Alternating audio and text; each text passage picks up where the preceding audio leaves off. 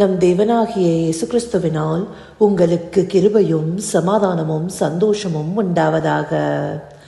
இன்றைக்கு தேவனுடைய ஊழியக்காரர் குறித்து நாம பார்க்கவிருக்கிற வேத பகுதி எபேசியர் 3வது அதிகாரம் வசனம் 8. Ephesians chapter 3 verse 8. பரிசுத்தவான்கள் எல்லாரிலும் சிறியவனாகிய நான் கிறிஸ்துவனுடைய அளவற்ற ஐஸ்வர்யத்தை புறஜாதிகளிடத்தில் சுவிசேஷமாய் அறிவிக்கிறதற்காக இந்த கிருபை எனக்கு அளிக்கப்பட்டிருக்கிறது. இந்த வார்த்தைகளை பவுலடியார் எபேசியருக்கு எழுதின நிருபத்தில் குறிப்பிட்டிருக்கிறாரு. இதுல முக்கியமா நாம பார்க்க வேண்டியது பரிசுத்தவான்கள் எல்லாரிலும் சிறியவனாகிய நான்னு பவுலடியார் தன்னை குறிப்பிட்டிருக்கிறது. இந்த வசனத்துல பவுலடியார் தன்னை தாழ்த்துகிறத நம்மால பார்க்க முடியுது. பவுலடியார் நமக்கு புதிய ஏற்பாடு புஸ்தகங்கள்ல அதிகப்படியான நிருபத்தை எழுதி கொடுத்தவரா இருக்கிறாரு. ஆண்டவர் தெரிந்து கொண்ட பாத்திரமாக அவருக்கு ஆவியினால அநேக காரியங்கள் உணர்த்தப்பட்டதாக இருக்கு. அவர் சுவிசேஷத்தை ராஜாக்களுக்கும் இஸ்ரவேலருக்கும் புறஜாதியருக்கும் பிரசங்கிக்க தேவனால தெரிந்து கொண்ட பாத்திரமா இருக்கிறாரு. அப்படியாக தேவனிடத்திலிருந்து பெரிய ஸ்லாக்கியத்தை பெற்றுக்கொண்ட அவர் தன்னை பரிசுத்தவான்கள் எல்லாரிலும் சிறியவன்னு மையப்படுத்துகிறத இங்க பார்க்க முடியுது. அந்தபடியாக பவுலடியார் தன்னை தாழ்த்தினதை இந்த வசனம் காண்பிக்குது. இங்க மாத்திரம் இல்ல, 1 தீமோத்தேயு 1:15 வசனத்துல பார்த்தோம்னா பாவிகள்ல தன்னை பிரதான பாவின்னு சொல்றாரு. அப்படியாக அவர் தன்னை பாவியாகவும் பரிசுத்தவான்கள் எல்லாரிலும் சிறியவராகவும் காண்பிக்கிறாரு. அவர் எந்தபடியான ஒரு தேவ ஊழியனாக இருந்திருக்கிறாரு. அப்படி ஊழியம் செய்த போதும் அவர் தன்னை எந்த விதத்திலையும் உயர்த்தாதத நம்மால இங்க பார்க்க முடியுது. அவர் அநேக இடங்களுக்கு போய் அநேகருக்கு சுவிசேஷத்தை பிரசங்கித்திருக்கிறாரு.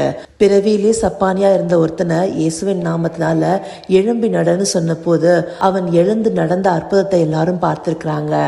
அப்படியாக அற்புதங்களை செய்கிற வல்லமையை பெற்றிருந்த போதும் அவர் தன்னை எந்த விதத்திலையும் மேன்மை பாராட்டி கொள்ளல. அப்படியான ஒரு தாழ்மை அவரிடத்துல காணப்பட்டது. இந்த தாழ்மையின் குணமே தேவன் தன்னுடைய ஊழியக்காரரிடத்திலிருந்து எதிர்பார்க்கிற ஒன்றா இருக்கு. லூக்கா 9வது அதிகாரம் 48வது வசனத்துல ஆண்டவராகிய இயேசு கிறிஸ்து என்ன சொல்றாரு? இந்த சிறு பிள்ளையை என் நாமத்து நிமித்தம் ஏற்றுக்கொள்கிறவன் என்னை ஏற்றுக்கொள்கிறான், என்னை ஏற்றுக்கொள்கிறவன் என்னை அனுப்பினவரை ஏற்றுக்கொள்கிறான். உங்கள் எல்லாருக்குள்ளும் எவன் சிறியவனாய் இருக்கிறானோ அவனே பெரியவனாய் இருப்பான்னு சொல்றாரு. அந்தபடியாக யாரு தன்னை பெரியவனாக மேன்மைப்படுத்திக் கொள்ளாமல் தன்னை தாழ்த்தி ஒரு சிறியவனாக காண்பித்துக் கொள்கிறானோ அவனே நல்ல தேவ ஊழியக்காரனாக இருக்க முடியும். இது ஆண்டவராகிய இயேசு கிறிஸ்து சுவிசேஷ புஸ்தகத்துல பல்வேறு இடங்கள்ல சொல்லியிருக்கிறாரு. மத்தேயு 23வது அதிகாரம் 11வது வசனத்துல கூட உங்களில் பெரியவனாய் இருக்கிறவன் உங்களுக்கு ஊழியக்காரனாய் இருக்க கடவன்னு சொல்லியிருக்கிறாரு. அந்தபடியாக ஒருவன் பெரியவனாக இருக்க விரும்பினால் அவன் ஊழியக்காரனாக அநேகருக்கு பணிவிடைக்காரனாக இருக்கணுங்கிறத தேவன் இங்க சொல்லியிருக்கிறாரு. அதை அவர் செய்தும் காட்டியிருக்கிறாரு இல்லையா? ஆண்டவராகிய இயேசு கிறிஸ்து தன்னுடைய சீஷருடைய பாதத்தை கழுவி இருக்கிறாரு. அவர் தாழ்மையின் சுரூபமா இருந்திருக்கிறாரு. மரண பரியந்தம் தன்னை தாழ்த்தினவராக இருக்கிறாரு. அவருடைய பாதச்சூழல்களை பின்பற்றுகிறவர்களாகவே அவருடைய ஊழியக்காரராகிய சீஷர்களும் இருந்திருக்கிறாங்க இல்லையா? அந்தபடியாக அந்த நாட்கள்ல தேவ ஊழியக்காரர்கள் தங்களை முழுவதுமாக தாழ்த்தி இருக்கிறாங்க. அதுவே ஆண்டவராகிய இயேசு கிறிஸ்துவனுடைய குணாம்சத்தை வெளிப்படுத்துகிறதுங்கிறத அறிந்தவர்களாக இருக்கிறாங்க. இந்தபடியான வேத பகுதிகள் எல்லாமே தாழ்மையின் குணம் ஒரு தேவ ஊழியக்காரனுடைய முக்கியமான குணாம்சமாக காணப்படுங்கிறத தெளிவுபடுத்துறதா இருக்கு. இந்த தாழ்மையின் குணம் ஊழியக்காரரா இருக்கிற ஒவ்வொருத்திலும் காணப்படுதா? அதை நாம நிதானித்து பார்க்கணும். நாம ஒவ்வொருவருமே ஆண்டவராகிய இயேசு கிறிஸ்துவனால ஒரு ஊழியத்திற்காக பிரித்தெடுக்கப்பட்டிருக்கிறோம்.